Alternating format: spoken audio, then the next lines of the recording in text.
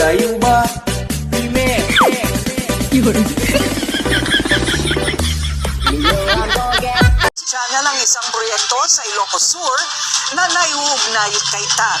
Ang aming natuklasan sa exclusive agenda report ni Dobby de Guzman. 2 oras ang biyahe mula Abra patungong Vigan, Ilocos Sur. Kaya mga nagmamadali may naisip na diskarte.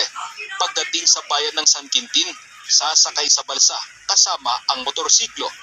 Ang bilis nga nito eh. Sabi ko yan, wala naman akong hawakan kaya natatakot ako. Tulay sa pagitan ng Abra River ang naisip na solusyon para mapabilis ang biyahe.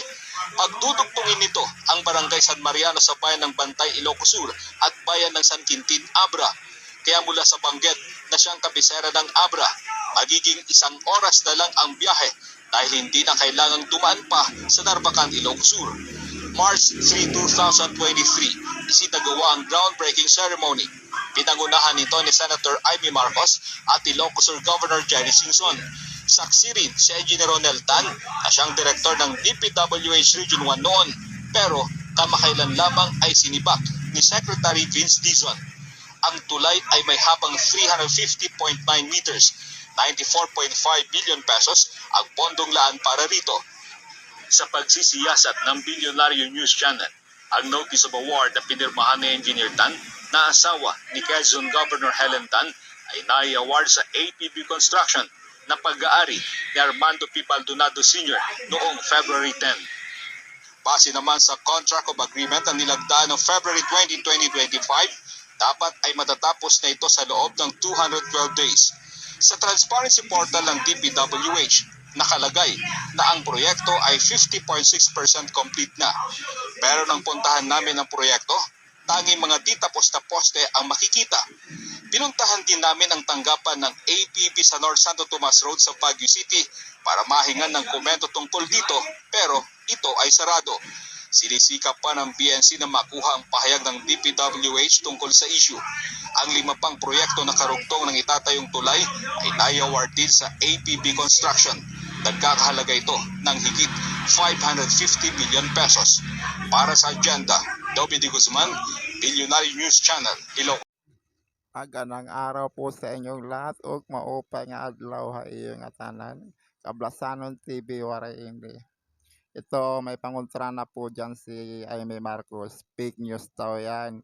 Dapat 2027 pa daw yan matatapos. Saka kulang pang budget daw yan. 350 million pa daw ang kulang dyan sa tulay na yan. Sa pagitan po ng Abra saka Vigan sa Ilocos Sur. Ang masasabi ko lang po, paano magiging 2027 pa matatapos yan? 2023 yan nag-open ceremony sila. Kasama si Amy Marcos saka si Singsong, yung kapatid ni Chavit Singsong ata yan. Ang nakalagay po doon, yung agreement is February 2, 2025. Kailangan matapos na sa loob ng 212 days. So, tapos nung chinik nga ng DPWH, tapos nakita nila na tulay pala nakatayo, pero nakalagay doon sa report is 50.6 na daw yung natatapos sa tulay na yun.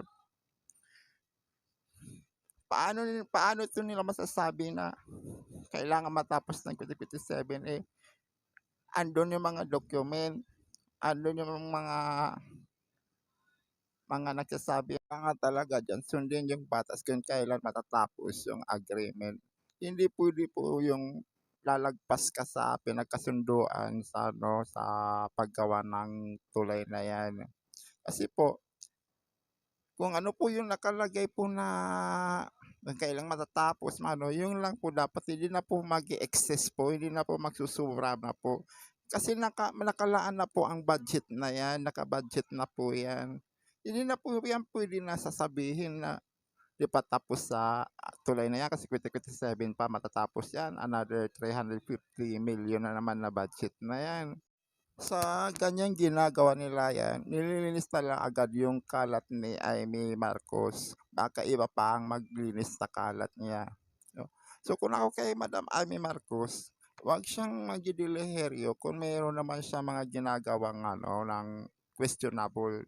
Kasi nag, bumabalik sa kanya eh. Kung, meron siya nakikitang anomalya sa kapwa niya politiko, kasuhan niya, hindi yung dal sa media, pasikat sa media. Kasi bumabalik sa kanya sa ginagawa niya eh. Gagawa siya ng mga content, kung ano-ano. Hindi po yung malilinawan sa taong bayan na lahat talaga ng mga politiko ay mayroon talagang ginagawang corruption sa likod nila. Ayan lang po. Maraming salamat po. Sana pa-subscribe po. Maraming salamat po. Mabuhay po.